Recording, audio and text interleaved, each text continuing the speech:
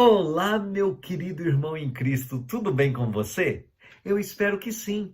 Eu sou o pastor Valdeci Júnior e aqui no Reavivados por Sua Palavra, eu apresento o comentário da leitura bíblica do dia, no caso hoje de Josué, capítulo 17. E a Bíblia Nova Reforma, Estudo e Referência 500 anos, comenta assim que os versos 1 a 13 aqui de Josué capítulo 17, eles tratam da herança da meia tribo de Manassés e dos arranjos que foram feitos com essa tribo. A frase aqui no verso 2 é os clãs dos outros filhos de Manassés, indica aqueles que ainda não haviam se estabelecido a leste do Jordão, como indicado lá no capítulo 13, versos 29 a 31. Agora, os versos 7 a 13 aqui de Josué 17, eles mostram a disposição das fronteiras de Manassés. A tribo de Manassés ocidental tinha Efraim no extremo sul, no leste o Rio Jordão, no norte, Azer e Issacar, e a oeste, o Mediterrâneo.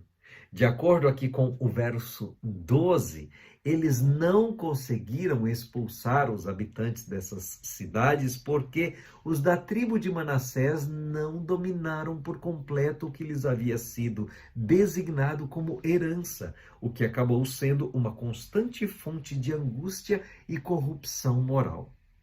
E, nesse sentido, os versos 11 a 13 aqui de Josué 17 são bem semelhantes a Juízes capítulo 1, versos 27 e 28.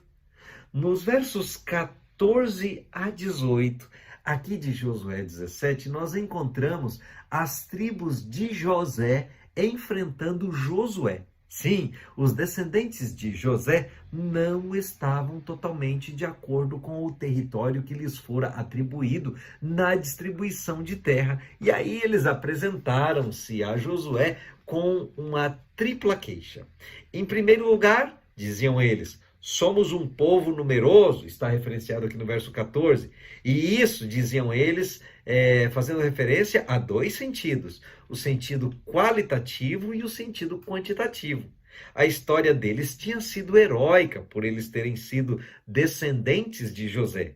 O território deles estava aquém de sua grandeza e eles eram muito numerosos para a pequena porção atribuída. Em segundo lugar, eles dizem aqui no verso 16, na primeira parte, os montes não são suficientes para nós. A montanha atribuída a eles não oferecia espaço suficiente para que vivessem e se desenvolvessem como povo. E, em terceiro lugar, os cananeus que vivem na planície possuem carros de ferro, era o argumento deles na segunda parte do verso 16. Os cananeus estavam bem enraizados naquela terra. Na verdade, o melhor da terra, a planície, estava nas mãos de um povo que, além disso, era numeroso, forte, possuía armamentos sofisticados e estava localizado estrategicamente. E diante dessas queixas, Josué respondeu com 3 desafios. Em primeiro lugar, eles deveriam agir de acordo com a grandeza deles. Josué desafia assim no verso 15.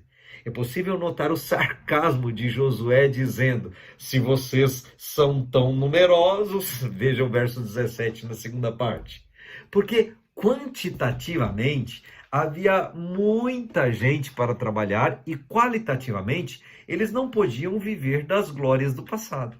Em segundo lugar, Josué propôs que eles deveriam agir de acordo com seu poderio militar. Diz o verso 17 que eles eram poderosos. Então Josué desafiou-os a usar o poder que já possuíam para nivelar a serrania, ou seja, cortar as florestas para criar fazendas. É o que você vai encontrar no verso 18, na primeira parte.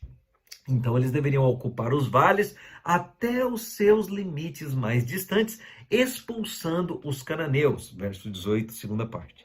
E em terceiro lugar, o desafio de Josué para aquelas pessoas, eles deveriam agir de acordo com a fé que eles tinham. Embora os cananeus possuam carros de ferro e sejam fortes, vocês poderão expulsá-los. Verso 18 também. A conquista era uma aventura de fé e os filhos de José deveriam confiar que Deus lhes daria aquela terra como herança e que eles poderiam fazer o que fosse necessário para apropriar-se dela, apesar das circunstâncias, dos carros de ferro, do inimigo forte e assim por diante. E o que nós aprendemos disso é que a altura dos nossos sonhos é que Deus nos entrega os nossos desafios.